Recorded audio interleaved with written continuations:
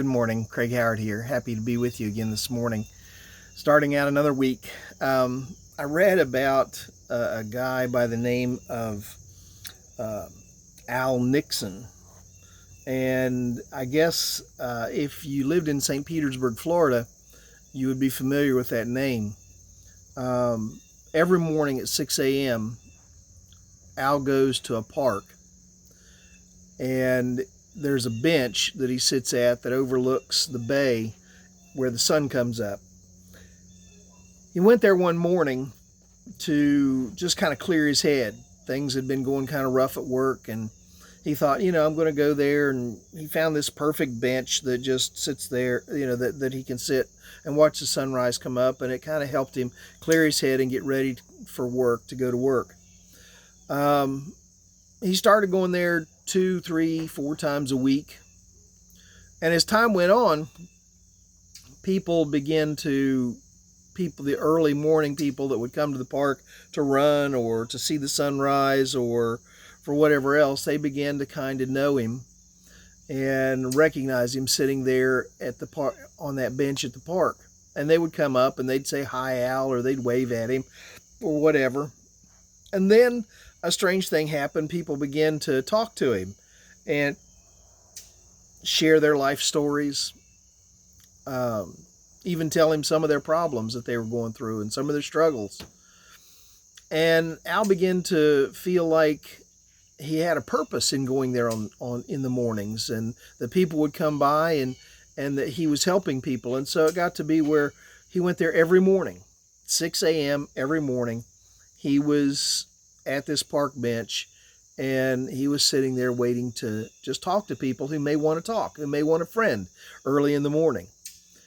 The alarm would go off on his watch at 8 o'clock or on his phone, and he would get up and he would head off to work, feeling like he had already done a good day's work because he had spent the morning being a friend.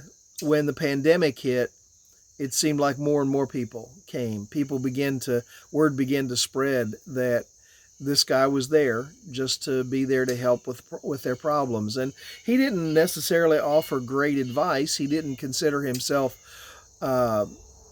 somebody who had all the answers in life, but he was a good listener. And so he continued to do this morning after morning, every morning, 6 a.m., every day, to just be there for people who may need a listening ear. It made me think about something that always astounds me. Maybe it's not a big deal to you, but to me, it's a big deal that we have a Savior, that we have a God who not only is always there, but gives us access to Him every day, all day, 24/7, 365. God says, "You can come boldly before my throne."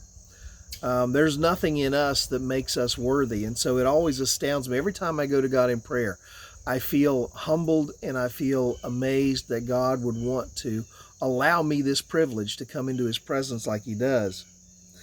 It says in Ephesians chapter 3, verse 18 and 19, "Together with all the Lord's holy people, to grasp how wide and long and high and deep is the love of Christ, and to know this love that surpasses knowledge, that you may be filled to the measure of all the fullness of God." I don't know that I'll ever, even in heaven, understand why God gives us the access to Himself that He does, why He's always there. I mean, if there were anybody anywhere that had reason to say, "I've got too much on my plate right now, I'm too busy right now," it would have to be God. But because of who God is and what God is, He's able to say, "I'm going to make the time for you. I'm going to have the time. I love you that much that whenever you want to talk, I'm going to be here." He's not waiting on a park bench. I don't have to travel to go see Him.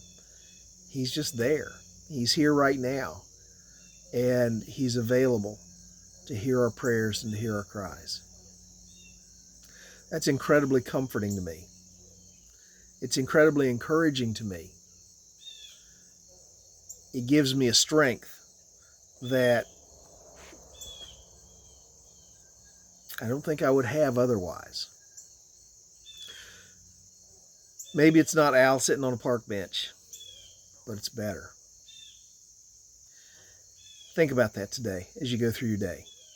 I hope you have a great day filled with blessing, and Lord willing, I'll see you tomorrow. God bless.